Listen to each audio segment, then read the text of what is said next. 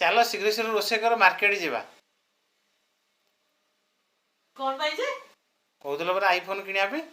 ସତରେ କିଣିଦବା ନା କଣ? ଦେଖିବା ବଜେଟ ଦେଖିକି ଚେଷ୍ଟା କରିବା। ହଜବେଣ୍ଡଙ୍କଠୁ ଏଇ କଥା ଦୀପଦ ଶୁଣିଦେଲା ପରେ ଖୁସିର ଠିକଣା ନଥାଏ। ଫଟାଫଟ ମୁଁ ରେଡ଼ି ହେଇଗଲି ମାର୍କେଟ ଯାଇକି ଆଇଫୋନ କିଣିବା ପାଇଁ।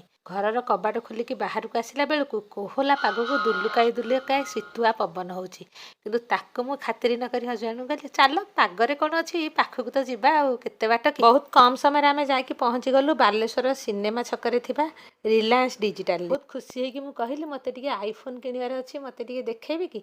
ସେ ମୋତେ କହିଲେ ମ୍ୟାଡ଼ାମ୍ ଆପଣଙ୍କର କ'ଣ କ'ଣ ସବୁ ଫିଚର୍ସ ଦରକାର। ମୁଁ କହିଲି ଯେହେତୁ ମୁଁ ଭିଡ଼ିଓ କରୁଛି ମୋତେ ଦରକାର ଭିଡ଼ିଓ କ୍ୱାଲିଟିଟା ଯେମିତି ଭଲ ହେଇଥିବ, ପରି ଅଧିକ ଥିବ ଆଉ ବହୁତ ଇଜି ହେବ ଅପରେଟ୍ କରିବା ପାଇଁ। ସେ କହିଲେ ମ୍ୟାଡ଼ାମ୍ ନେଉନାହାନ୍ତି ଭିଭୋ 40 ଗୋଟେ ନୂଆ ମଡ଼େଲ ଆସିଛି, ଆପଣଙ୍କର ସବୁ ଆରାମରେ ହେଇପାରିବ। ସେରେ ମୁଁ ନେଇକି ଆସିଲି ଭିଭୋ 40। ତ ସାଙ୍ଗମାନେ ମୁଁ କ'ଣ ଭୁଲ କରିଦେଲି କି? ମୋତେ ଆଇଫୋନ ନେବାର ଥିଲା। କମେଣ୍ଟ ବକ୍ସରେ ସିଓର ଜଣେଇବି।